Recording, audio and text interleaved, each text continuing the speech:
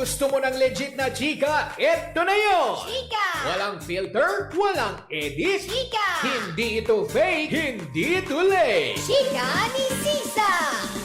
Lahat ng ganap sa showbiz pag-uusapan natin dito. May nag-break, may nagkabalikan. Tara at pag-usapan. Kung ano man ang chika, alam na ni Sisa. Ito ang Chika ni Sisa.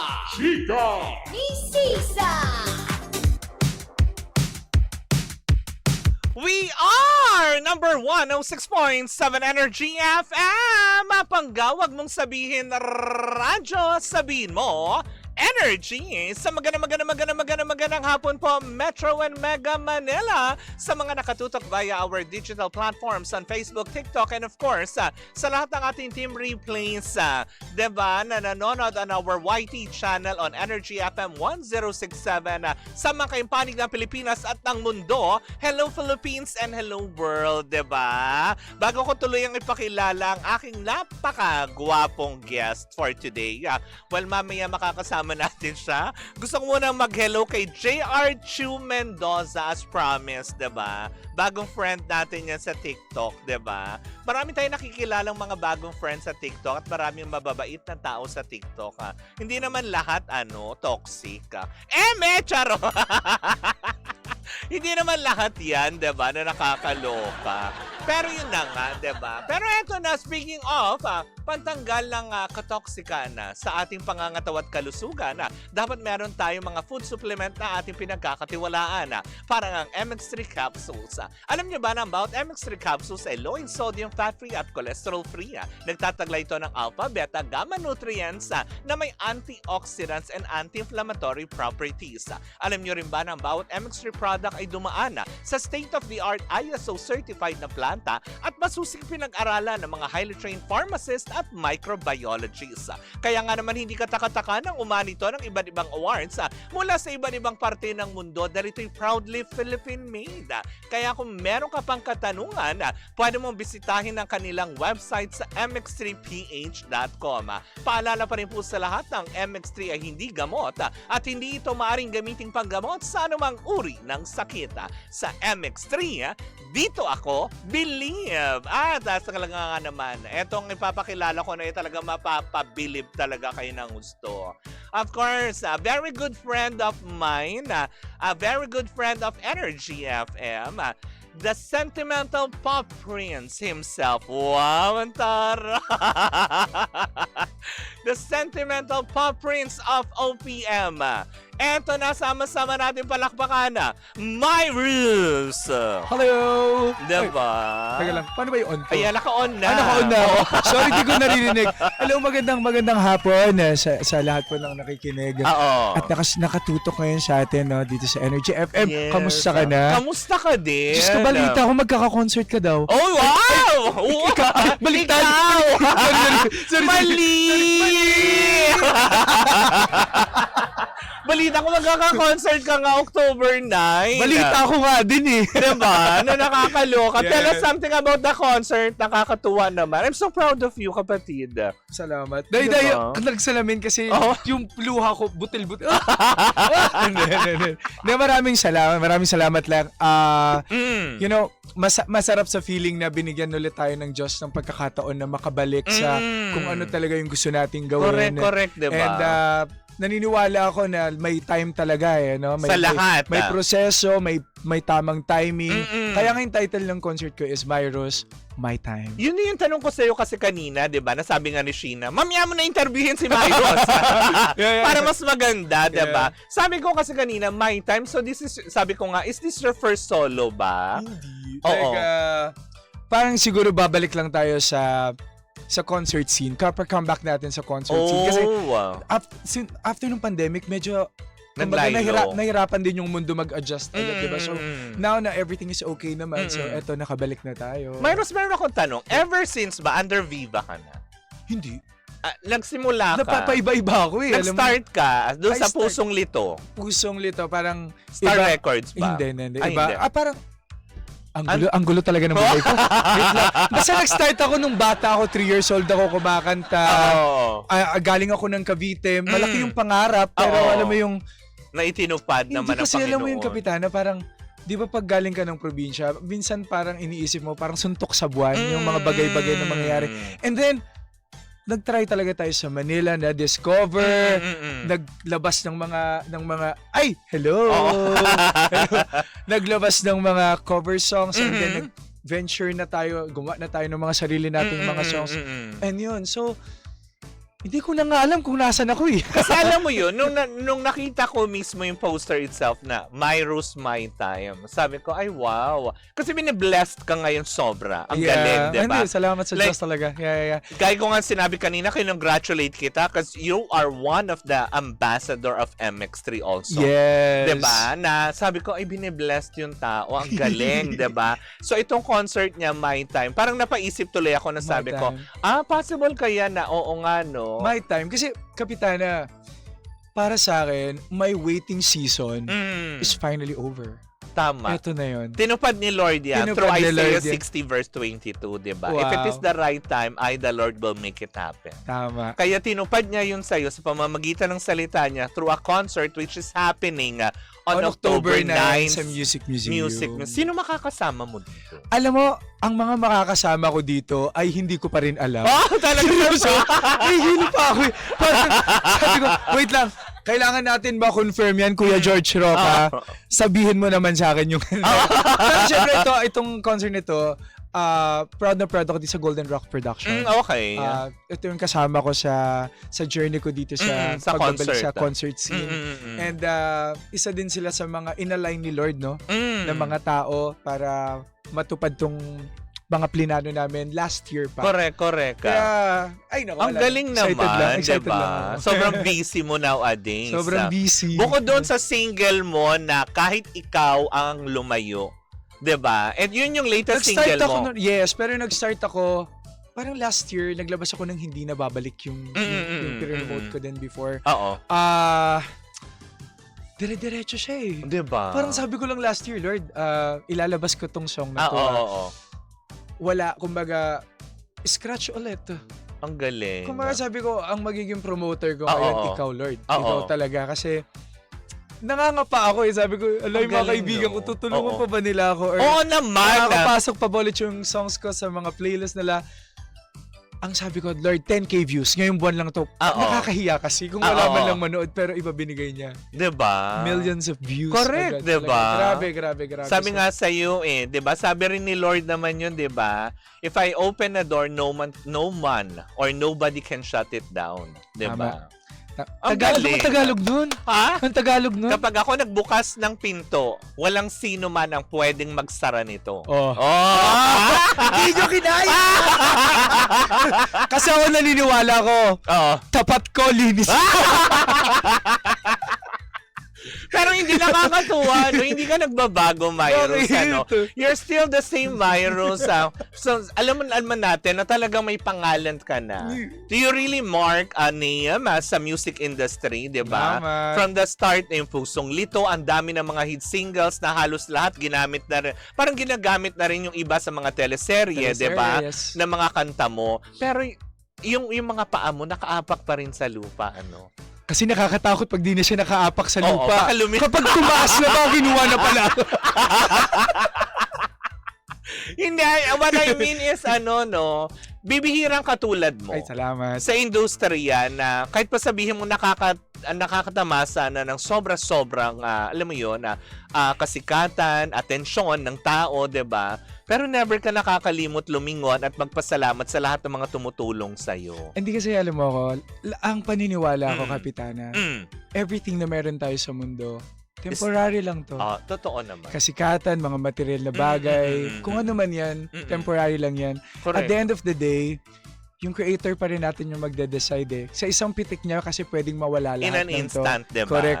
So, yun, lagi lang nating ganun lang. Lagi lang maging grateful. And never tayong magdadamot i-share kung ano man yung mga meron tayo sa buhay. Hindi man sa mga material na bagay. Pero makapag-share ka lang ng happiness. Yes. Ma-inspire mo lang sila. yun, sobrang masarap sa feeling yun. Through your songs eh. Through my song. Diba? Alam mo, talaga sabi ko, anong pinakinggan ko yung yung kanta kanina, bago. diba? Mamaya mapapakinggan nyo po yan, ha? Yung kahit ikaw ang lumayo. Sabi ko ba naman, Myros, wala ka naman ibang gagawin kung hindi manakit ng damdamin. Binawi ko na nga lang sa pagiging makulit ko eh. Kasi mga kanta ko nakakalungkot na. Oo, So, diba?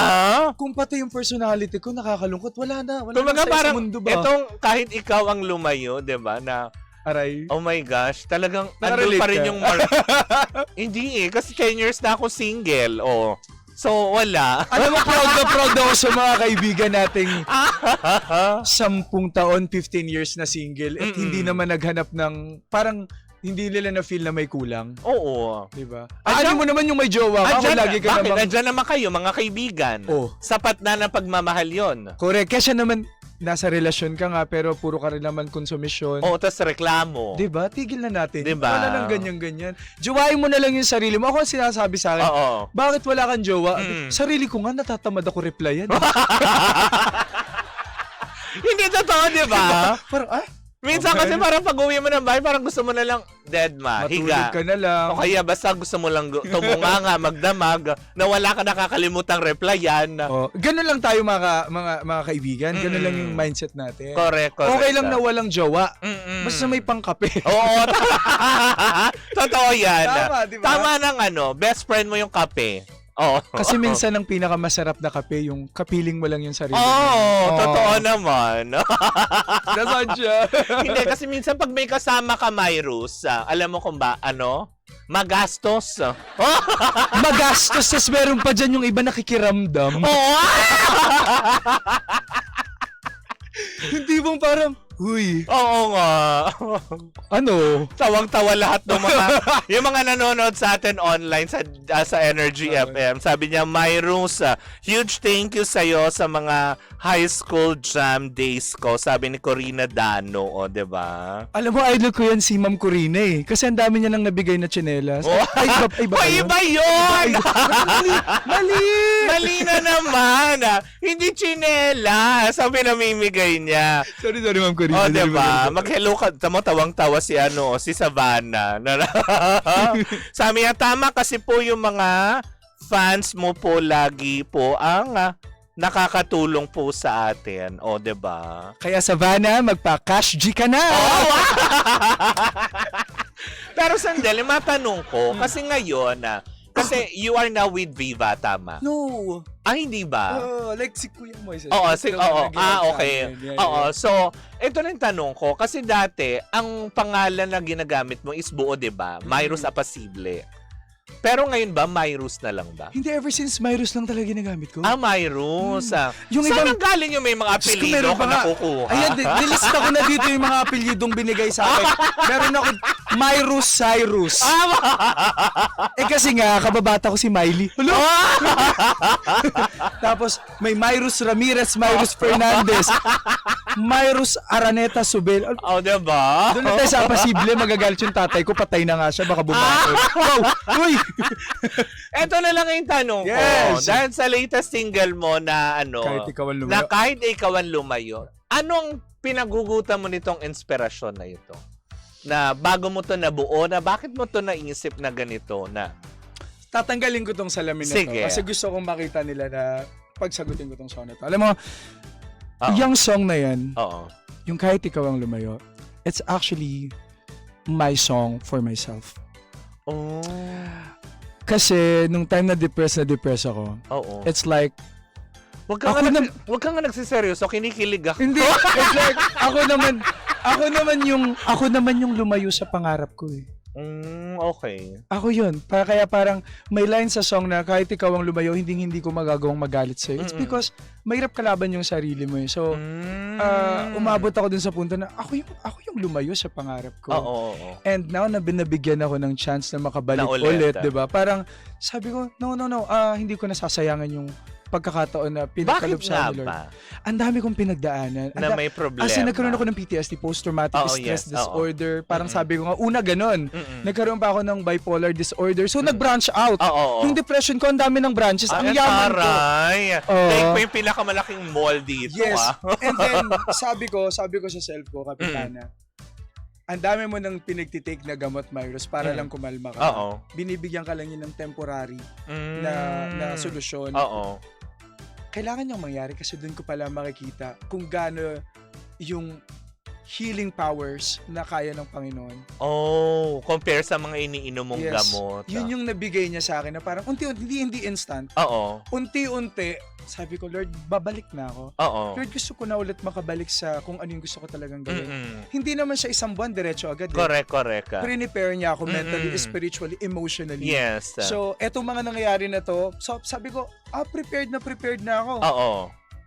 Nakakapagod pero sobrang fulfilling. Correct, diba? Diba? Parang may times hindi ka talaga makakatulog pero okay lang. Mm-mm. Kasi nagagawa mo ulit yung mga bagay na akala mo hindi mo na magagawa Correct. ulit. So kahit ako yung lumayo sa pangarap ko, si Lord naman yung nagbalik sa akin doon ulit. Correct, diba? Para ituloy kung ano yung plano So, niya kumbaga sa akin. parang inihanda ka pala Yes! niya.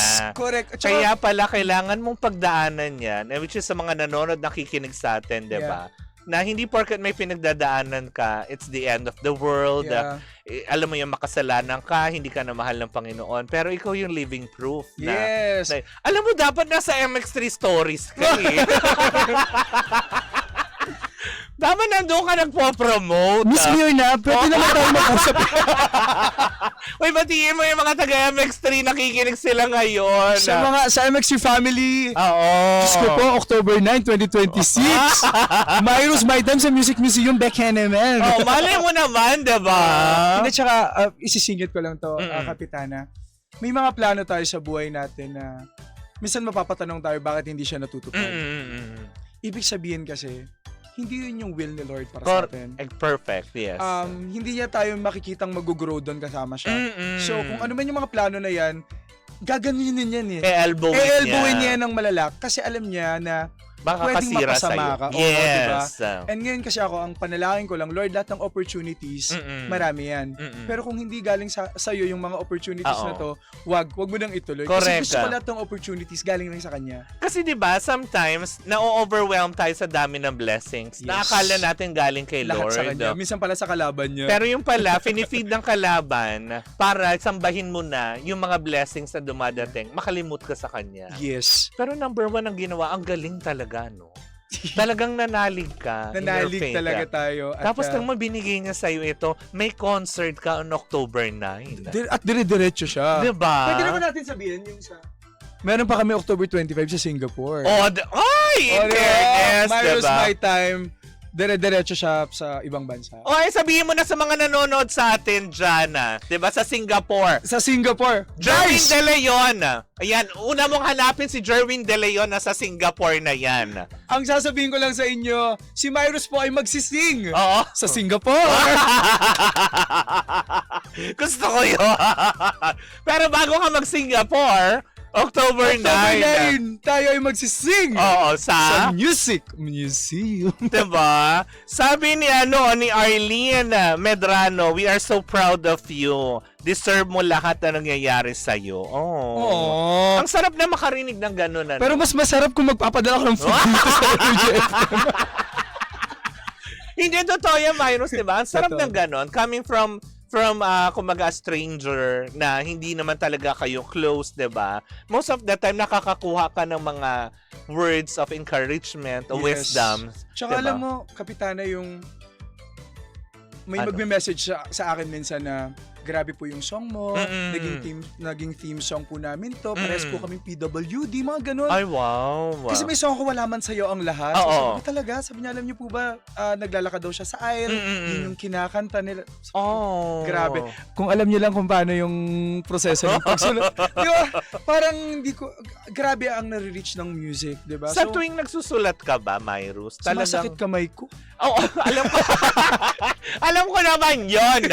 Pero sa tuwing magsusulat ka ba, it would take like months bago mo mabubuo ang isang Ngayon parang, alam mo, nawala sa akin yung energy Oo. sa pagsusulat. Wala pa yan, ha? Dati. As in, sabi ko, may kanta bago ko matapos 1 taon. Ah, talaga? Ngayon, alam yan nila, Kuya George. Oo. Parang nakakasulat ako minsan 2 kanta sa 1 araw. Ay, wow, ang galing. So, kumbaga, planado ko na yung hanggang next year kung ano yung mga So, ibig lalabas na sabihin, songs. ganun ka naka-at peace now. Oo. Na parang hindi Sabi ka ko, na... iba yung masaya sa maligaya. Oo, totoo.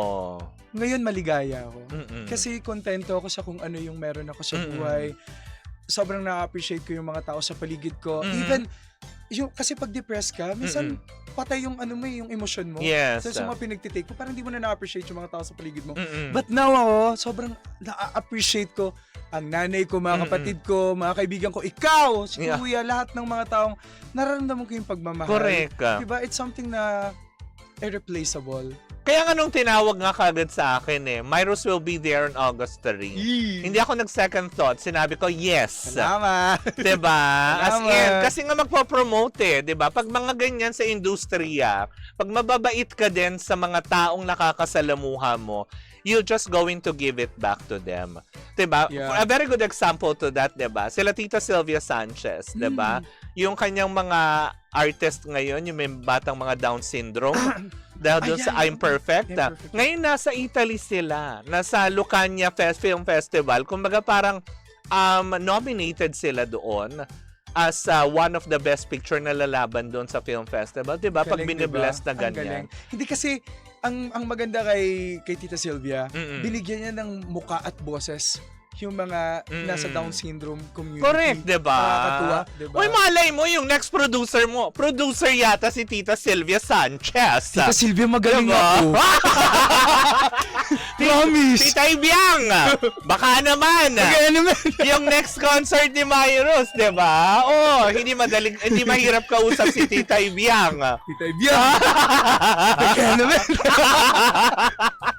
Pero ngayon, hindi ba? Ayan, ang saya talaga, na-miss kita. Miss din kita at masaya yung... Sabi ko nga, Hanggang lang. ngayon na lang kita ulit nakaharap ng ganito. Kasi kumaga, most of the time, online tayo nag-uusap. Yes, hindi tsaka parang... Tapos mabilis ang daanan lang na, uy, Correct. kamusta?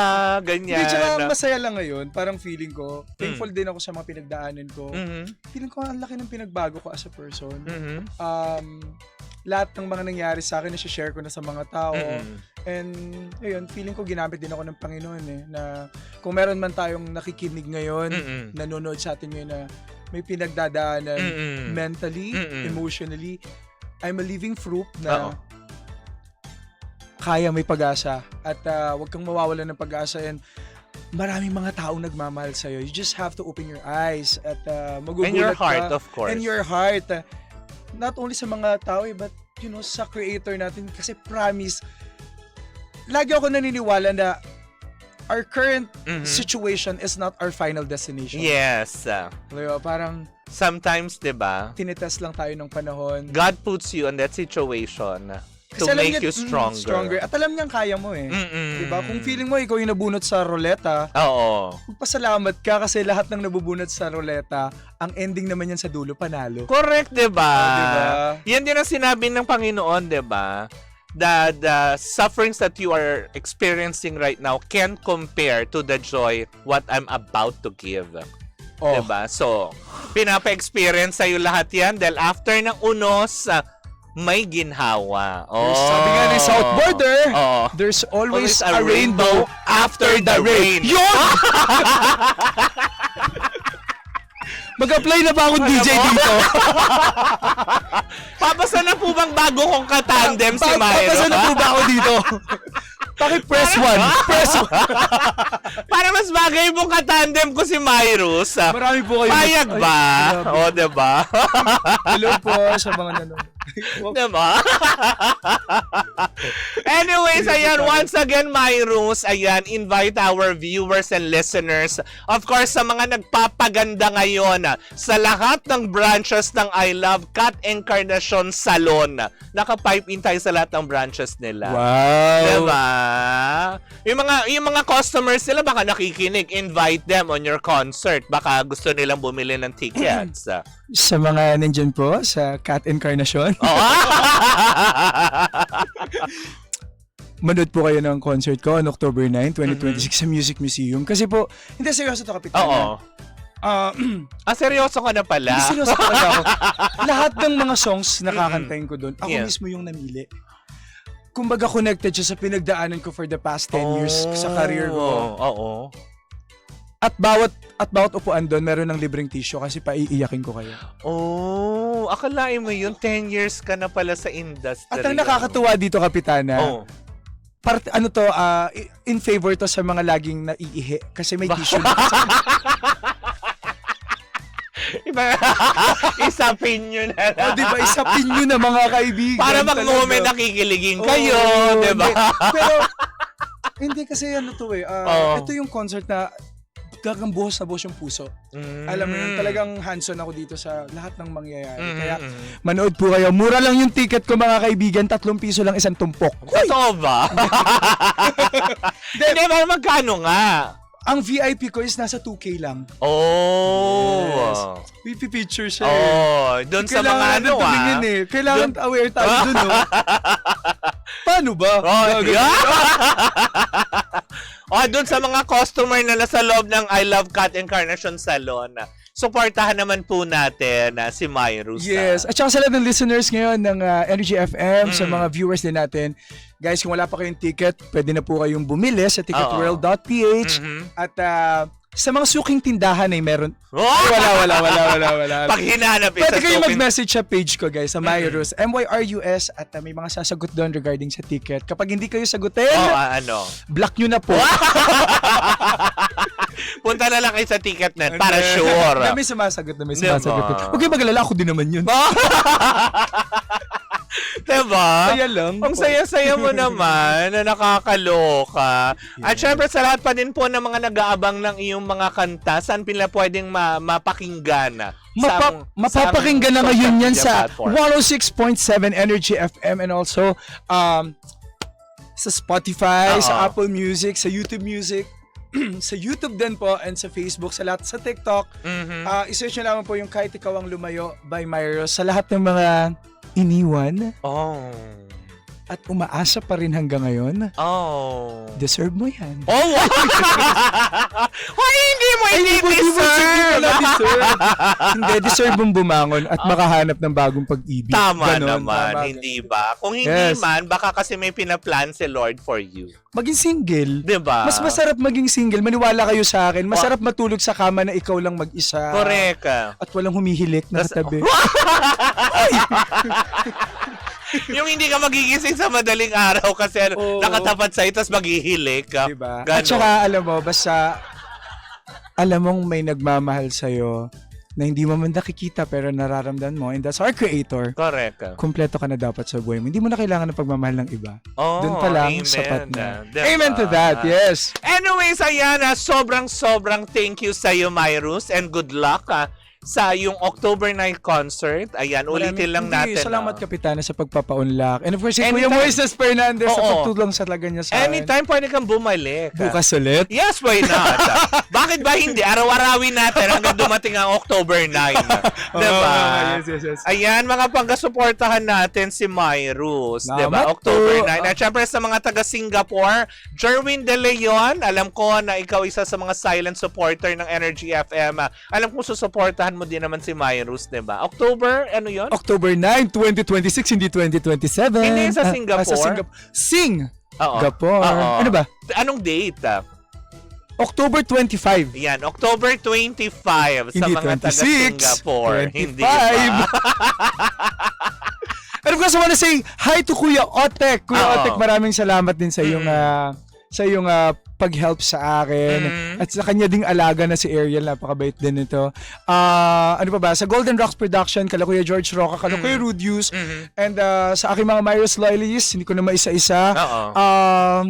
Sa nanay ko, kay Mami Panching Apasible, na nakikinig ngayon sa Cavite. Hi, Mami. Mahal na mahal kita, Mami. And alam mo, nagkasakit kasi siya nung nakaraang buwan. At ngayon okay na siya at pinanghawakan niya. Sabi niya, anak, kailangan kong gumaling kasi marami ka pang concerts na gagawin. Kailangan manonood ako. Diba yun? So, mommy is really, really doing well na. Yes, Ayun. at Thank you least, sa mga prayers, diba? sa mga loyalista ko. Correct. Yan po mga pangga, hindi ba? Tabayanan natin October 9. Suportahan natin ang aking kaibigan, ang aming kaibigan na si Myrus na magko-concert is October 9 on Music Museum, 'di ba? Salamat. At syempre, ano sa pa? lahat pa rin po ng kanyang mga awitin, available yan sa Spotify, lalong-lalo na ang Kahit Ikaw Ang Lumayo. Na mapapakinggan nyo na din sa Divisoria. Wow! Ngayon, ay na mga nakikinig dyan. Sa mga nakikinig sa mga taga-Divisoria na nakaraan, Oo. may papalit ako ng temper, napadaan ako ng Divisoria. Sabi sa akin, hala si Sai Myro. Oh, ano Sai? Sai Myro. Tapos plinay yung wala man sa'yo. Iba po yun. Sabi, ay, kayo po si Myrus? Oo. Hindi po, picture lang talaga. Hindi, sa mga taga-Divisoria, mga may pestuan dyan, lagi niyong piniplay ang kanta ko. Maraming salamat. Correct. Yun lang, natutuwa lang kalaate. Naman, Yun hindi ba? Well, anyways, ako mga panggawag na natin patagalin pa ng ating mapakinggan ang Kahit Ikaw Ang Lumayo ni Myrus, diba? Siyempre, saan pa ba yan? Siyempre, dito po lamang yan sa number 106.7 Energy FM. Pangga, wag mong sabihin radyo, sabihin mo, Energy! Energy! Ang lakas!